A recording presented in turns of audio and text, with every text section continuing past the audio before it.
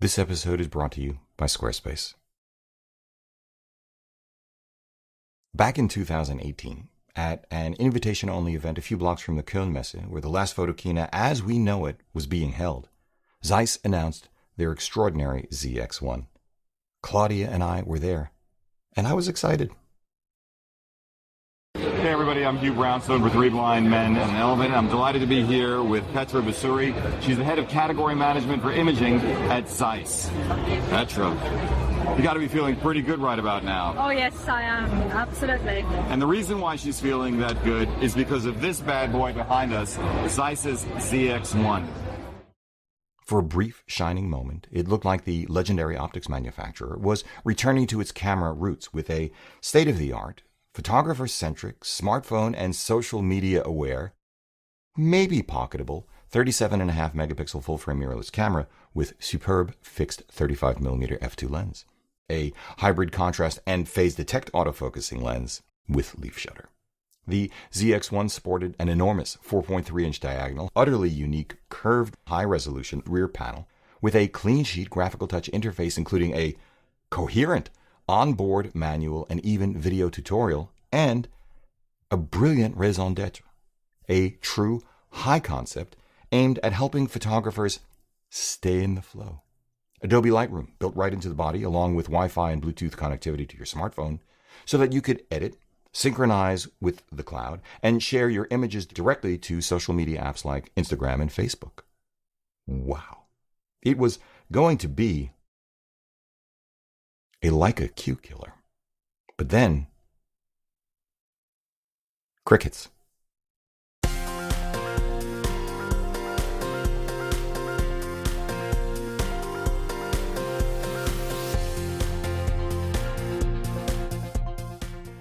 Hey everybody, I'm Hugh Brownstone for Three Blind Men and an Elephant. And today, a week after receiving and playing with one of the first units to enter the US, I want to talk with you about Zeiss's ZX1.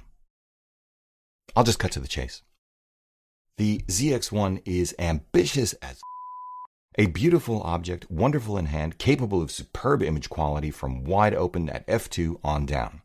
Like this.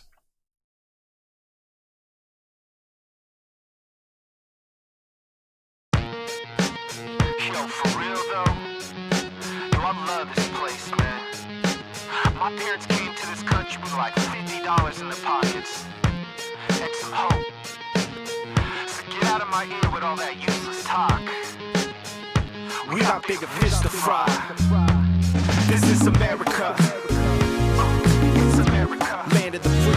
Yeah, I'm from America. Land of the free. This is America. Land of the free. Of opportunity. This is America. Land of the free. It's America. Land of the free. This is America. Land of the free. This is America. Land of the free. Of opportunity. I'm from America, land of the free, of opportunity, but some stuck in the past, clutching what used to be the gun community. Second Amendment, constitutionally, you got the right.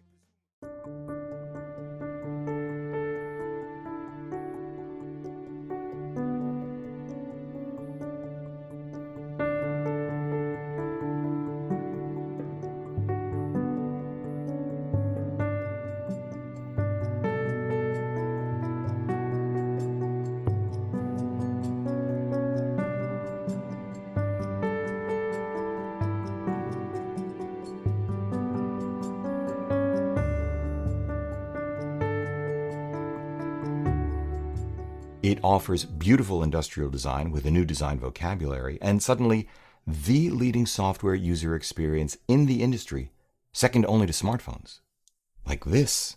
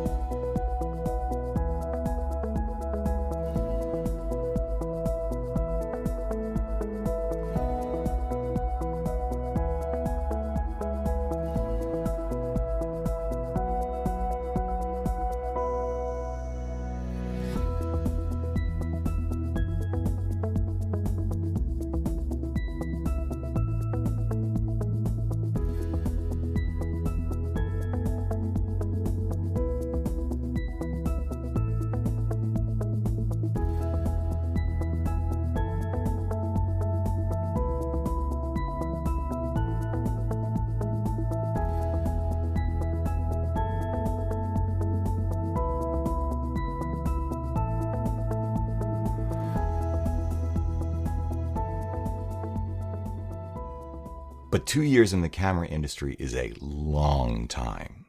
Things have changed.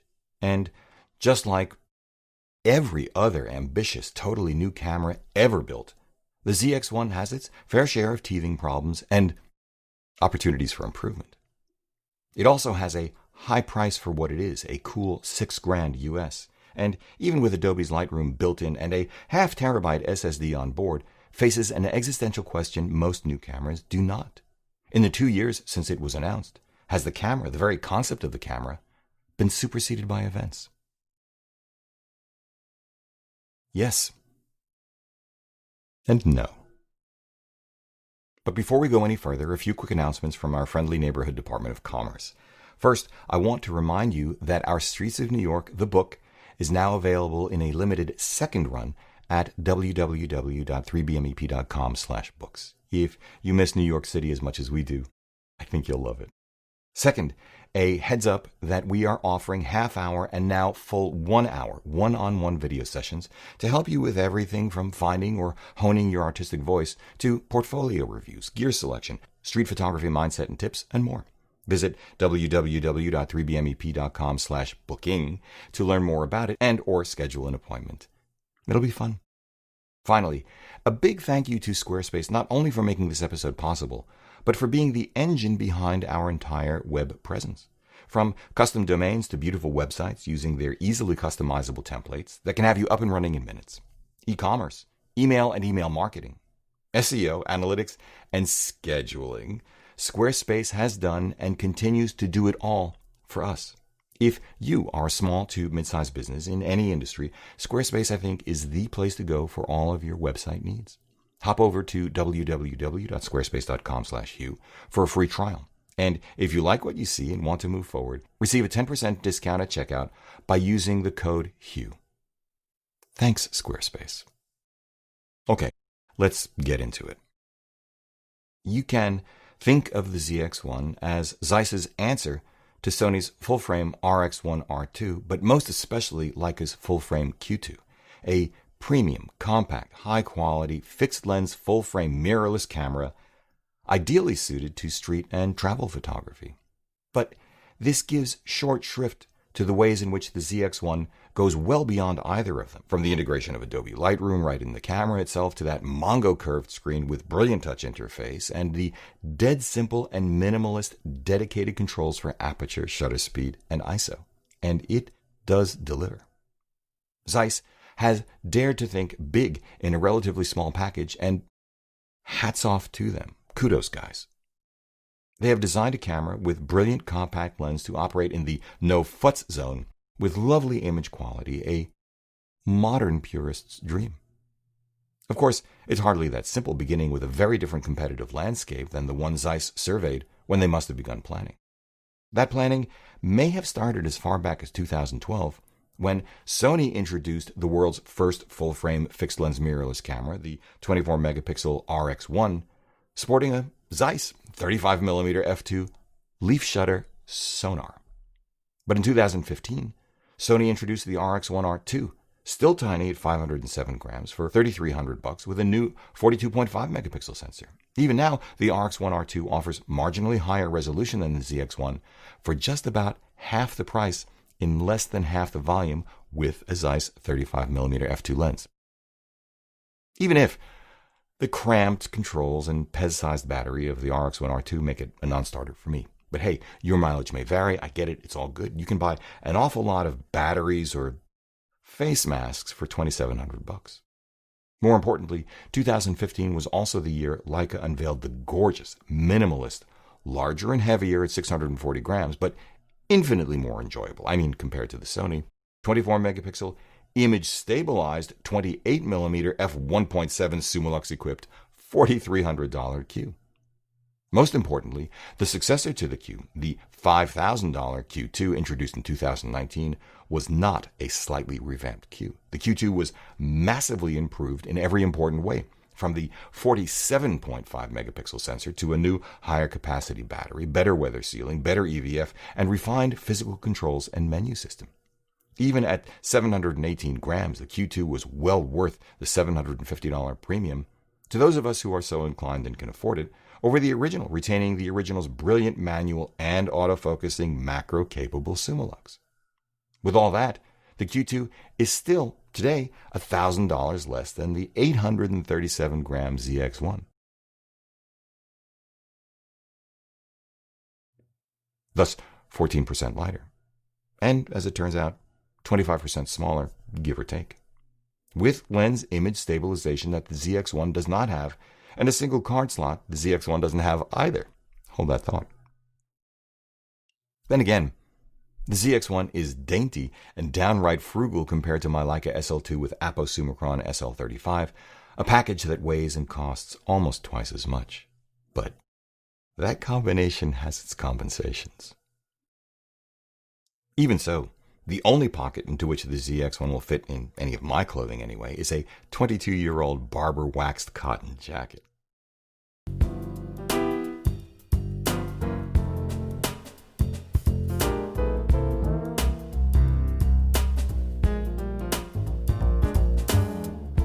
With all of this said, 2 years on from the announcement and half a decade on from when its primary competitors arrived, half a dozen or more other cameras have become available aimed in the same general direction.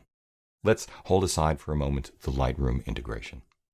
If we relax the requirement to have a high-resolution full-frame sensor, and I'd argue that most of us can, Fujifilm's 478-gram, $1,400, 24-megapixel APS-C X100V offers the purists among us dedicated physical controls for aperture and shutter speed along with exposure compensation, and then adds an articulating rear screen the ZX1 doesn't have, but I've found articulating screens to be incredibly useful, along with an updated fixed 23mm f2, noticeably superior to its predecessor. This is the same field of view as the ZX1's 35, with an equivalent depth of field wide open of, call it, f2.8. Though, yeah, sure. This comes at the expense of the ZX1's higher resolution and full-frame sensor, brilliant touch interface, and ginormous rear screen, higher resolution EVF, dedicated ISO dial, blah, blah, blah, blah, blah, blah, blah, blah, blah. And, at least for some of us, the ZX1's superior feel in hand. Never mind that at high magnification, yeah, the ZX1 blows it out of the water. But at less than 1/4 the price of the ZX1, let's not get piggy, and let's be sure you really need or want that additional IQ, those ergos, or that Lightroom integration which I asked you to hold aside, remember? This is the biggest thought to hold today. I will come back to it, I promise. Same admonitions when considering Ryko's tiny, truly pocketable, I'm talking tight black jeans, side pocket pocketable, 257-gram, $900 GR3. It sports a 24-megapixel APS-C sensor as well, offering a fixed but retractable and wider 18.7mm image-stabilized lens, same field of view as the Leica Q2. I haven't held any GR in hand, so I can't say much about it other than, 1, people I know and respect swear by it, but 2, it doesn't have a viewfinder, and I can see it doesn't have controls which would make for a joyful shooting experience from me, so it's a non-starter. Still, at 1/3 the weight, 1/6 the size and price of the ZX1, and from all accounts designed from the ground up for street photography, I can see the appeal. Even if physics is physics, it is not in the same class optically as the ZX1. If we relax the requirement that the lens be permanently affixed, Fujifilm also offers the 447-gram, $1,800 body-only, interchangeable lens APS-C X Pro 3. This is another purist's street and travel camera, and whether you then add $450 for their XF23mm f2 or $750 for the XF23 1.4, you've got one heck of a travel and street package for well under half the price of the ZX1, though, say it with me now, the ZX1 blows it out of the water at high magnification again. If we relax just for this next camera, the requirement that we only consider cameras arriving since 2008, we can talk about a very different 24-megapixel APS-C option, the 403-gram body-only Leica CL. Now, the CL is currently available bundled with their Elmarit TL18F2 for $3,000, and this remains one of our favorite cameras ever. It is a camera which somehow dramatically exceeds its spec sheet, with a small but unsung crop coverage-only lens catalog that borders on the sublime. Add the brilliant little 153-gram 23mm f2 Summicron TL for $2,100, or Claudia's go-to, the 2800 35 1.4 Summilux TL, and you still come in under the price of the ZX1.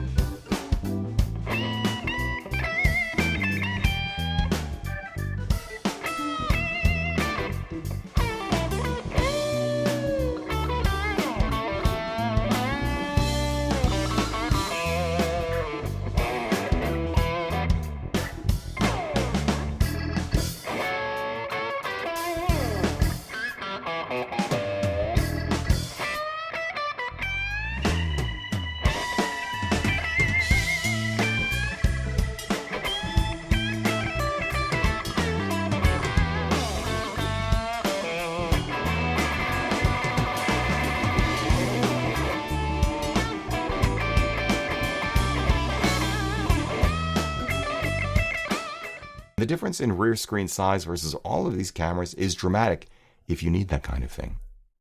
Perhaps more interesting to those of us unwilling to relax the full-frame sensor requirement, but willing to relent on a permanently affixed lens, is Sony's new 509-gram $1,800 A7C. Call it the guts of a 24-megapixel full-frame Sony A7 III, including autofocus and IBIS, wrapped by a rangefinder-style body one might call a slightly bigger, more minimalist A6600. Add Samyang's $240 super lightweight and tiny 35 2.8, or Sony's really excellent $750 35 1.8, and you are off to the races. Either of which may stun you by their sharpness, if not chromatic aberration, but yeah, the ZX1 will dust it at high magnification too, along with superior EVF Ergos menu system rear screen, yada yada yada yada yada. What if we relax the requirement of a rangefinder-style body? Then you have a bunch of other full-frame, interchangeable lens competitors. The $2,000 24-megapixel Panasonic Lumix S5, $1,400, maybe $1,300 right now, 24-megapixel Nikon Z5, or say a $3,000 45.7-megapixel Nikon Z2, especially with their exceptional Nikkor Z 1.8 primes like the 35 or 50, all of which come in under $1,000. Maybe a $4,000 45-megapixel Canon EOS R5. With these last two, you'd be giving up little to nothing, perhaps gaining even a bit of image quality. Okay, you'd need even bigger pockets, and none of them, not even the tiny, joyful, inexpensive but punching way above its weight class $1,000 24-megapixel APS-C Fujifilm X-S10, would give you the shooting experience of the ZX1. But any one of them would crush the ZX1 for flexibility, video, autofocus, and value. Then again, while we're at it, think about this. For $850 more than the ZX1, you could get yourself a 50-megapixel medium format Hasselblad X1D2 with 45mm f4 and Focus 2.0 software for your iPad. Bigger, heavier, slower, absolutely, but gorgeous, gorgeous, gorgeous imagery with a graphical touch interface and minimalist body that are at or near the top of the industry. No image stabilization either, though, and the ZX1's autofocus and touchscreen are faster and more responsive. Finally, for today, there's Apple's $1,100 189-gram, 128GB, 6.1-inch diagonal screened iPhone 12 Pro. Seriously.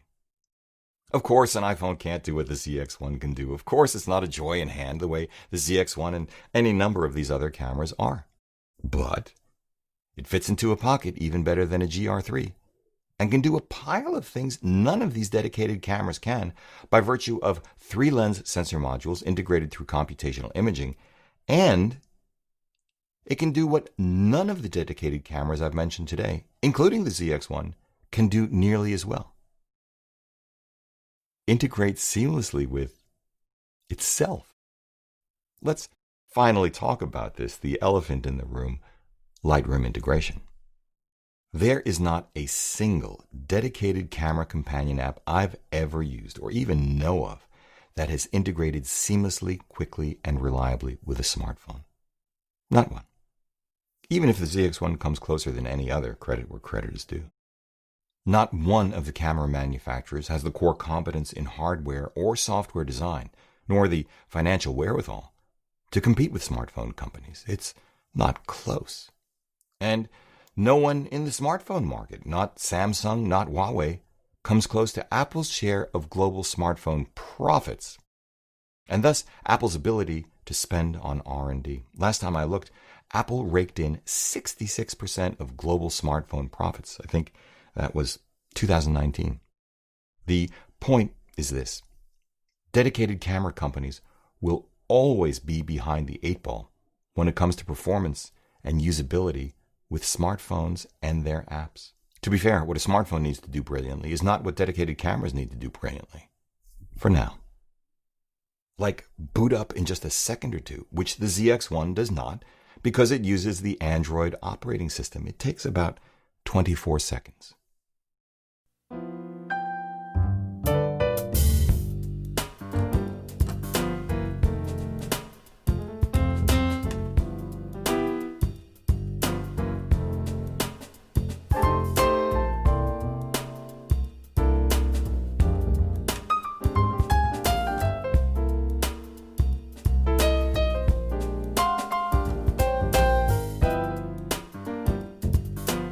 To be fair again, the ZX1's boot sequence is not unpleasant to look at. It's elegant, it's graphical, but every single time I watch it boot up, I experience it as, hey, don't look at your watch, just enjoy the nice minimalist animations. And they're not the only company that does that. And okay, actually, I do appreciate the effort. There is a tremendous amount of artistry and concern for the artist in the ZX1.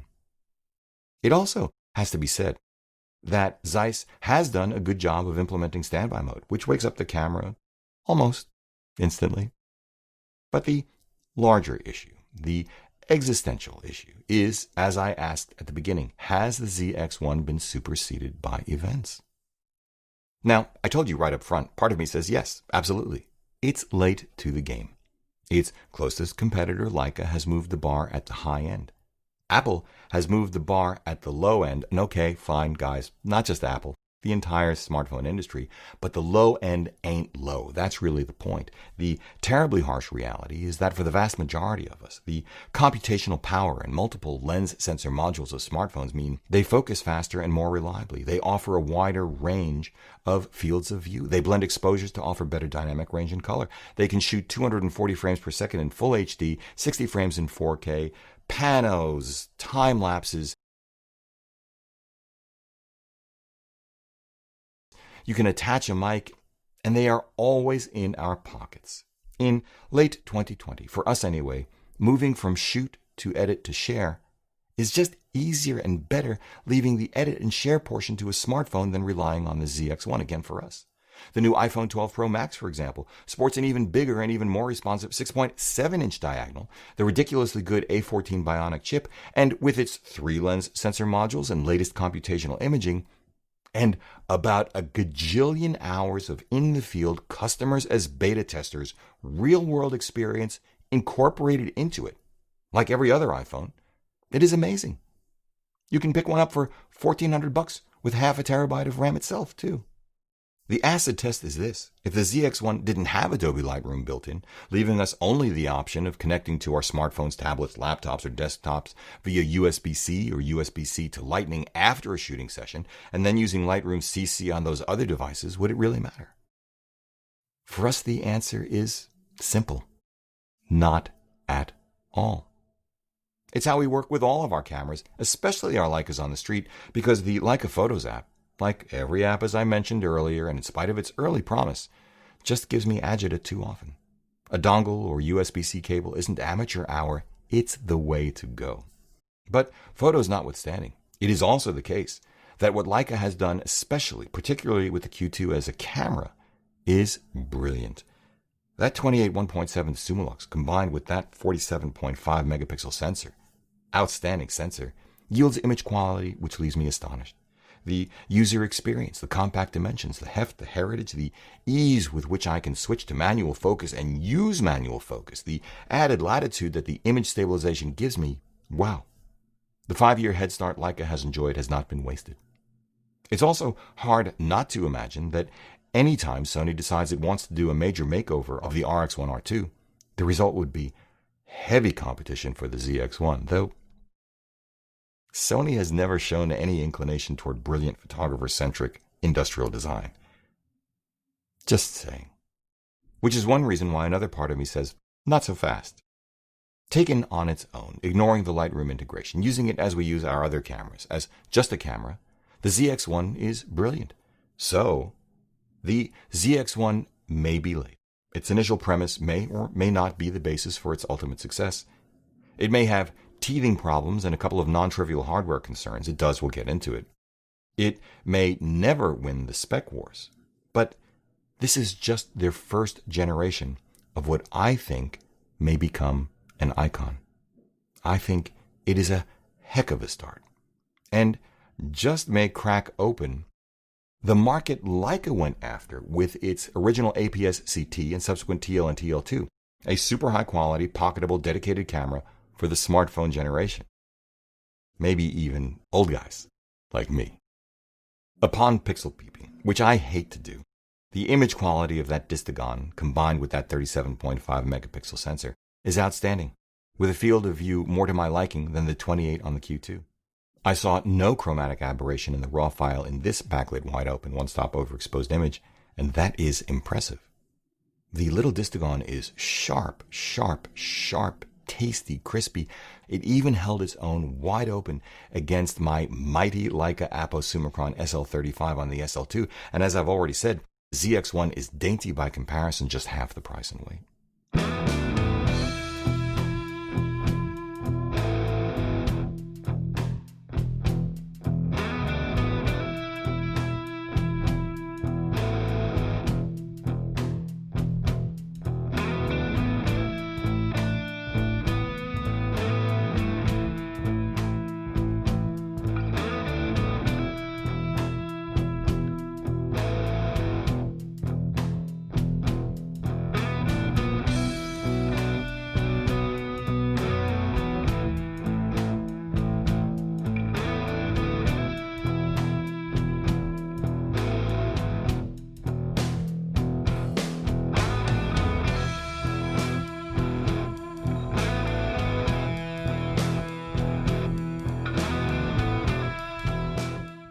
If there's more vignetting wide open than I like when working with a RAW file, I can suck it up. I rarely edit RAW files because I rarely blow the exposure by that many stops or need that much latitude.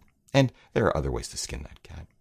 If the ZX1 only does 3 frames per second, I could care less because I never shoot continuously on the street or while traveling. If my gut tells me that the ZX1 has less dynamic range than the best and latest, it still hasn't kept me from getting the shots I want. There are, however, things that do bother me, teething pains and just plain misses, as I mentioned earlier. So let's turn to them now. We'll begin with the smaller stuff. First up, ports. There's only one on the camera, a single USB-C for power and data transfer. So, even though it can record video at 4K 30, along with a couple of lower resolution, higher frame rate options, forget about it. Video is not why you buy this kind of camera. Use your iPhone instead. The flip side is that you don't need a port for flash. The ZX1 uses the Sigma Flash protocol. Nice with that leaf shutter. Second, EVF eye relief and magnification. The EVF is crispy, and at 0.74x magnification, it's mid-pack. But I wish the magnification were higher with more eye relief. Third, there's only one function button, which I actually don't mind that much, especially given the outstanding user interface.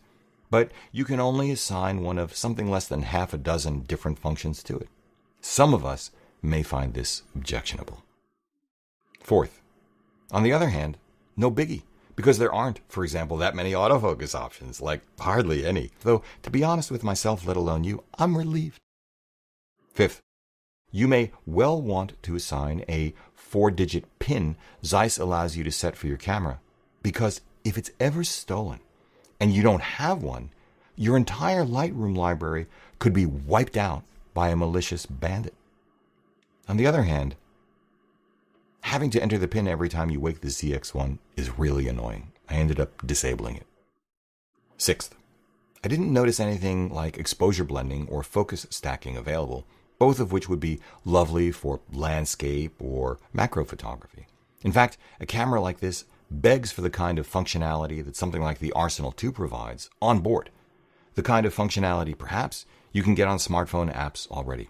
I hope this happens.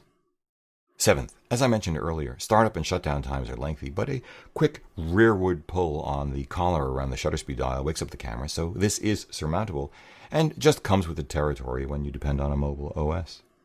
Eighth, a concomitant of that big, beautiful rear screen is that battery life. Even though Zeiss provides you with 2 high-capacity batteries, and they worked really well, could be better.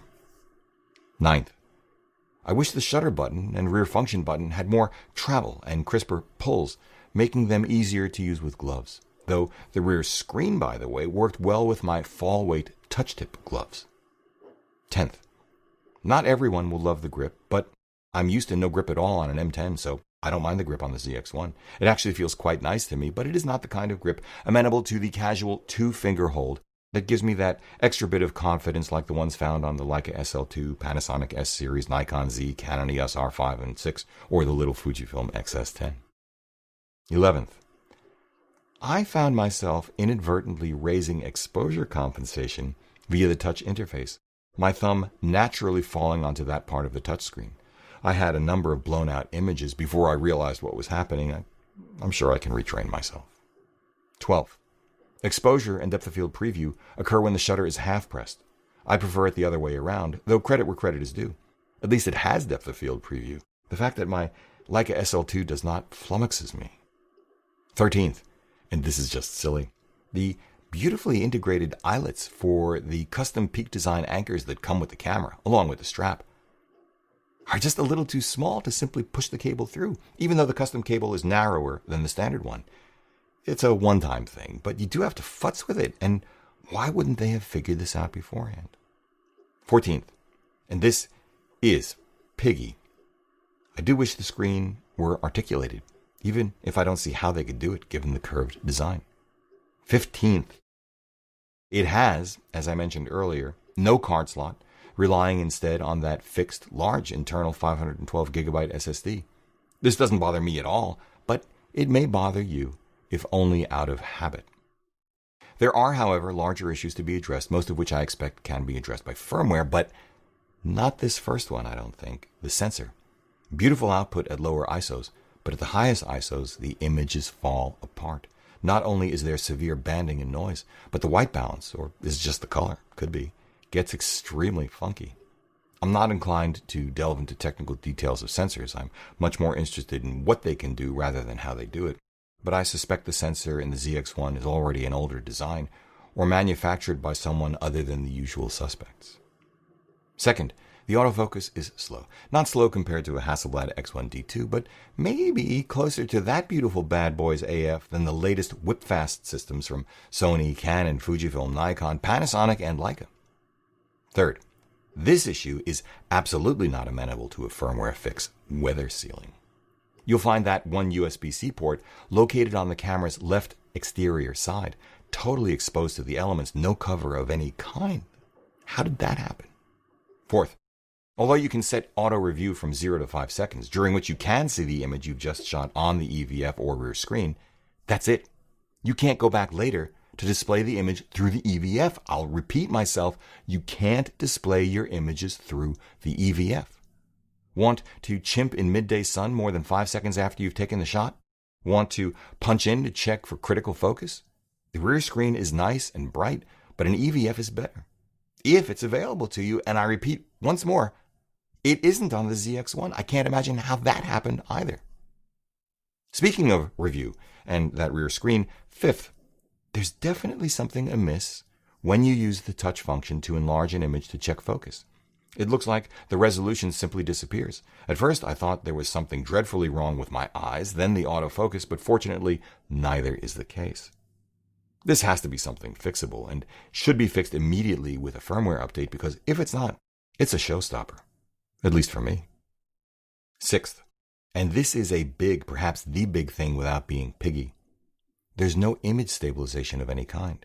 In 2020, in my book, that's a miss, pure and simple, even for stills. And of course, this cannot be fixed with a firmware upgrade because don't even think about doing it digitally. Though, fair enough, there will be those of us who simply shrug and I did without it before, I don't need it now kind of reaction. I understand. There are many wonderful cameras that don't have IBIS and many wonderful lenses that don't have image stabilization either. But once you've experienced physical IS of either type and learned to take advantage of it, it's hard to go back. Seventh, while this next one is non-critical and perhaps just a matter of taste, for those of you like me, this cuts into the joy of shooting, which I think is a big part of the ZX1's positioning and appeal. I found the aperture ring to be located too close to the body and too similar in feel to the focus ring. Although manual focus is an option, there's an autofocus manual switch right there on the lens. It seems like the lens mechanicals were designed assuming manual focus would never actually be used. I prefer the aperture ring to be located near the front of the lens, textured slightly differently so as not to be confused with the focus ring, and I wish the focus throw were smoother and better weighted. It is a fly-by-wire lens. Then again, I'm sure I could adjust to that too. Eighth, speaking of manual focus, Although there are multiple assists, including peaking and magnification, neither one is robust nor precise enough for really critical work. I'd like to see much higher magnification. Ninth, I did experience a system freezer too, but I'm confident this will be ironed out.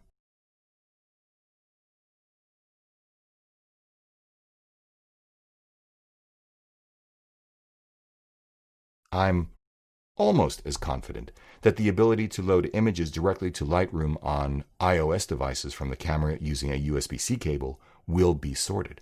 I was speaking to Zeiss about my inability to do so while I had the camera in hand. There's no problem doing this with a laptop or desktop, but we hadn't figured it out by the time I finished this video. It does work, however, on iOS devices with Apple Photos. These are not small lists, but I think they're manageable if Zeiss is committed to the ZX1, and I truly hope it is because I'd like to see it succeed. Let's wrap this up for now this way. In the ZX1, we've got a high-concept camera, lovely in hand, with a distinctive, minimalist, iconic industrial design. A big, beautiful, responsive touchscreen with what is now arguably the best UI in the business. Brilliant IQ with lovely colors straight out of camera under ordinary conditions, integrated with a lens I should have mentioned earlier, with a commendable minimum focusing distance of just under 1 foot. A built-in 0.5 terabyte of SSD with Lightroom integrated on board, dedicated and highly legible controls for the exposure triangle, things like depth of field preview with a half press and a built-in intervalometer, and pocketable if you have really big pockets. But the high concept, shoot, edit, share, all within the camera, turns out to be, upon reflection, given in-hand use and the evolution of the market, really not the most important thing. Especially when the Leica Q2 costs $1,000 less. The most important thing is to get the ZX1 fully sorted as the brilliant, iconic, fixed-lens camera it is meant to be, never mind the Lightroom integration, which, as I said earlier, requires a smartphone on you anyway. The next most important thing, I think, is for Zeiss to take another look at pricing. Because if they sort it, this basically begs for a quick Mark II version, and if they drop the price to that of the Q2, more if they cannot quickly address image stabilization, weather sealing, and sensor deficiencies relative to the competition, they just might have a real hit on their hands, a new icon in an industry we all love, brought to us by one of the grandest marks of all time. I'm looking forward to seeing that journey.